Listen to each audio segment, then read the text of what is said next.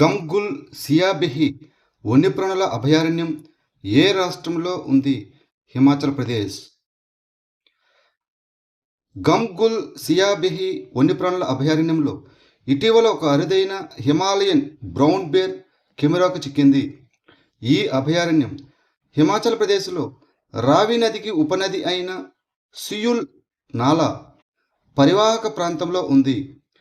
హిమాచల్ ప్రదేశ్లో కాశ్మీర్ జింక కనిపించినట్లు నివేదించబడిన ఏకైక అభయారణ్యం ఇదే కావడం గమనార్హం. ప్రాజెక్ట్ ఉదయక్ ఏ సంస్థ యొక్క initiative? Border roads organisation BRO. ఇటీవల border roads organisation project Udayak 37వ ఆవిర్భావ దినోత్సవాన్ని జరుపుకుంది. ఈ ప్రాజెక్ట్ ఉదయక్ అనేది భారతదేశంలోని సుదూర తూర్పు ప్రాంతంలో వ్యూహాత్మక రహదారి మౌలిక సదుపాయాలను అభివృద్ధి చేయడంపై దృష్టి సారించిన బార్డర్ రోడ్స్ ఆర్గనైజేషన్ యొక్క ఒక ఇనిషియేటివ్. తూర్పు సరిహద్దు ప్రాంతాల్లో మౌలిక సదుపాయాల పునర్నిర్మాణంలో భాగంగా ఈ ప్రాజెక్టు జూన్ 1, 1990న అస్సాంలోని డుమాలో స్థాపించబడింది. మిషన్ సెన్హోజోరిని ఏ మంత్రిత్వ శాఖ ప్రారంభించింది? ఈశాన్య ప్రాంత అభివృద్ధి మంత్రిత్వ శాఖ, the ministry of development of north eastern region. Assam యొక్క ముగా పట్టు రంగాన్ని ప్రపంచవ్యాప్తంగా పోటీ పడగల విలాసవంతమైన వస్త్ర పరిశ్రమగా మార్చేందుకు కేంద్ర ఈశాన్య ప్రాంత అభివృద్ధి మంత్రిత్వ శాఖ మిషన్ సెన్హోజోరిని ప్రారంభించింది. పట్టు మొక్కల పెంపకం, పట్టు పురుగుల విత్తనాల ఉత్పత్తి నుంచి నేత, బ్రాండింగ్, ఎగుమతులు మరియు పర్యాటకం వరకు మొత్తం ముగా పట్టు విలువ గొలుసును బలోపేతం చేయడమే ఈ కార్యక్రమం యొక్క లక్ష్యం. ముగా పట్టు ప్రపంచంలోనే సహజంగా బంగారు వర్ణం గల ఏకైక పట్టుగా ప్రసిద్ధి చెందింది మరియు ఇది భారతదేశపు మొట్టమొదటి GI ట్యాగ్ పొందిన పట్టు ఉత్పత్తి. మహాజల్ మిషన్ను ఏ మంత్రిత్వ శాఖ ప్రారంభించింది? విజ్ఞాన అండ్ సాంకేతిక మంత్రిత్వ శాఖ, department of science and technology. ఇటీవల కేంద్ర శాస్త్ర సాంకేతిక శాఖ మంత్రి జల రంగంలో ఆవిష్కరణలను, సుస్థిర పరిష్కారాలను ప్రోత్సహించడానికి మహాజల మిషన్ను ప్రారంభించారు. భారతదేశ దీర్ఘకాలిక జల భద్రతను బలోపేతం చేయడానికి విజ్ఞాన శాస్త్రం, వ్యవస్థాపకత, పరిశ్రమ, విద్యా సంస్థలు, క్షేత్రస్థాయి కార్యక్రమాలను అనుసంధానించడమే ఈ మిషన్ యొక్క లక్ష్యం. ఈ మిషన్ 5 ప్రాధాన్యత రంగాలపై దృష్టి సారిస్తుంది. అవి నీటి వనరుల నిర్వహణ, తాగునీరు, నీటి నాణ్యత మరియు పర్యావరణ ఆరోగ్యం, నీటి వినియోగ సామర్థ్యం, అదేవిధంగా వలయాకార ఆర్థిక వ్యవస్థ మరియు వాతావరణ స్థితిస్థాపకత. Kadamparai pumped storage hydro power plant ఏ రాష్ట్రంలో ఉంది? తమిళనాడు. తమిళనాడులోని కడంపరై పంప్డ్ స్టోరేజ్ జల విద్యుత్ ప్లాంటు దాని డిజైన్ జీవితకాలాన్ని దాటినందున ప్రస్తుతం కేవలం 25% సామర్థ్యంతో మాత్రమే పనిచేస్తుంది. ఇది తమిళనాడులోని కడంపరై నదీ పరివాహక ప్రాంతంలో ఉన్న 400 మెగావాట్ల జల విద్యుత్ ప్రాజెక్టు. 1987లో ప్రారంభించబడిన ఇది తమిళనాడు యొక్క మొట్టమొదటి పంప్డ్ స్టోరేజ్ జల విద్యుత్ యూనిట్. ఇటీవల వార్తల్లో కనిపించిన మెట్టూరు డ్యామ్ ఏ రాష్ట్రంలో ఉంది? తమిళనాడు. మెట్టూరు డ్యాము తమిళనాడులోని సేలం జిల్లాలోని మెట్టూరులో ఉంది మరియు ఇది భారతదేశంలోని అతిపెద్ద డ్యాముల్లో ఒకటి. అలాగే తమిళనాడులోనే అతిపెద్దది. కావేరి నది ఒక లోయ ద్వారా మైదాన ప్రాంతంలోకి ప్రవేశించే చోట ఈ డ్యామును నిర్మించారు. ఇది ఒక రాతి గురుత్వాకర్షణ డ్యామ్ మరియు దీని ద్వారా ఏర్పడిన జలాశయాన్ని స్టాన్లీ రిజర్వాయర్ అని పిలుస్తారు. ఇది సుమారు 240 మెగావాట్ల జల విద్యుత్ ఎనర్జీని అందిస్తుంది. ఇటీవల వార్తలో కనిపించిన క్షిప్రా నది ఏ నదికి ఉపనది? చంబల్ నదికి. మధ్యప్రదేశ్లోని క్షిప్రా నది వ్యవస్థ దాని ఉపనదులు ఎండిపోవడం మరియు వార్షిక ప్రవాహం తగ్గిపోవడం వల్ల తీవ్ర సంక్షోభాన్ని ఎదుర్కొంటున్నది. ఈ క్షిప్రా నది చంబల్ నదికి ఒక ముఖ్యమైన ఉపనది. ఇది మధ్యప్రదేశ్లోని ఉజ్జయిన్ సమీపంలో వింధ్య పర్వత శ్రేణిలో ఉద్భవించి మాల్వా పీఠభూమి గుండా ప్రవహించి చంబల్ నదిలో కలుస్తుంది. క్షిప్రా నది యొక్క ప్రధాన ఉపనదులైన కాన్ మరియు గంభీర్ నదులు ఉన్నాయి. ఎంఎస్ఎంఈల కోసం మీషో మరియు బాంబే స్టాక్ ఎక్స్చేంజి ప్రారంభించిన కార్యక్రమం పేరు ఏమిటి? ప్రాజెక్ట్ శిఖర్. మీషో సంస్థ బాంబే స్టాక్ ఎక్స్చేంజ్తో కలిసి ప్రాజెక్ట్ శిఖర్ అనే కార్యక్రమాన్ని ప్రారంభించింది.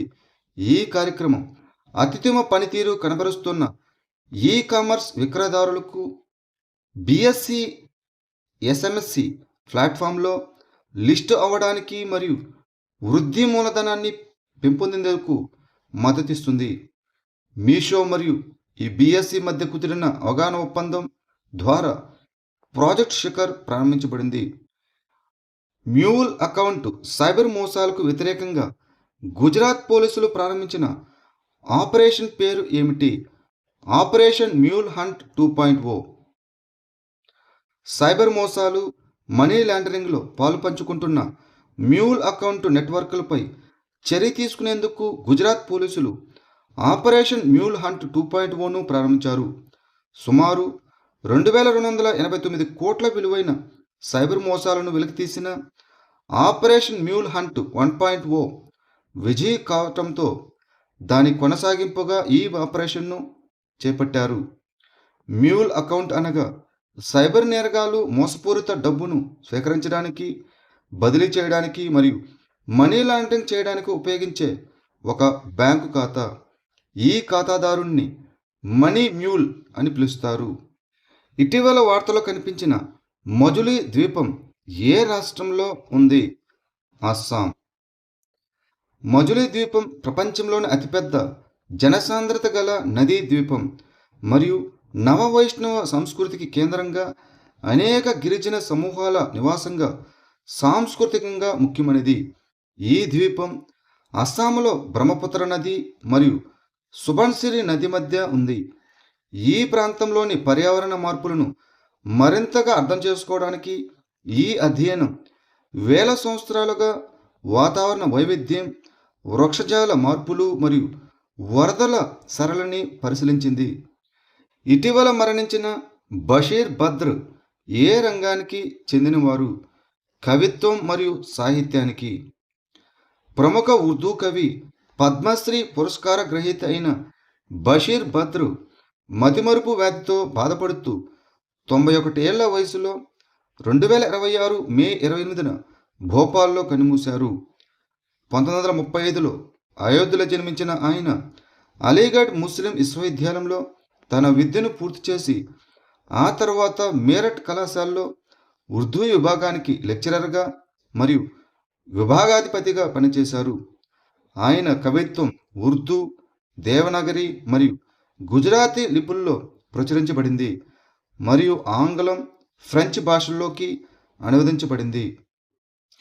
సమాధాన్ దీదీ అనే పేరు గల ఏ సామర్థ్యం గల కేంద్రీకృత ప్రజా ఫిర్యాదుల పరిష్కార మరియు పర్యవేక్షణ వ్యవస్థ అనగా సిపి గ్రామ్స్ చాటుబాటును ఏ సంస్థ అభివృద్ధి చేసింది? పరిపాలన సంస్కరణలు మరియు ప్రజా ఫిర్యాదుల శాఖ, the department of administrative reforms and public grievances.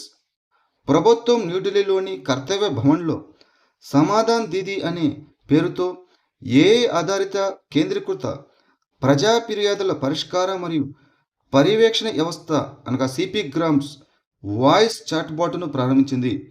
ఈ చాట్బాట్ను పరిపాలన సంస్కరణలు మరియు ప్రజా ఫిర్యాదుల శాఖ భాషిని సహకారంతో అభివృద్ధి చేసింది.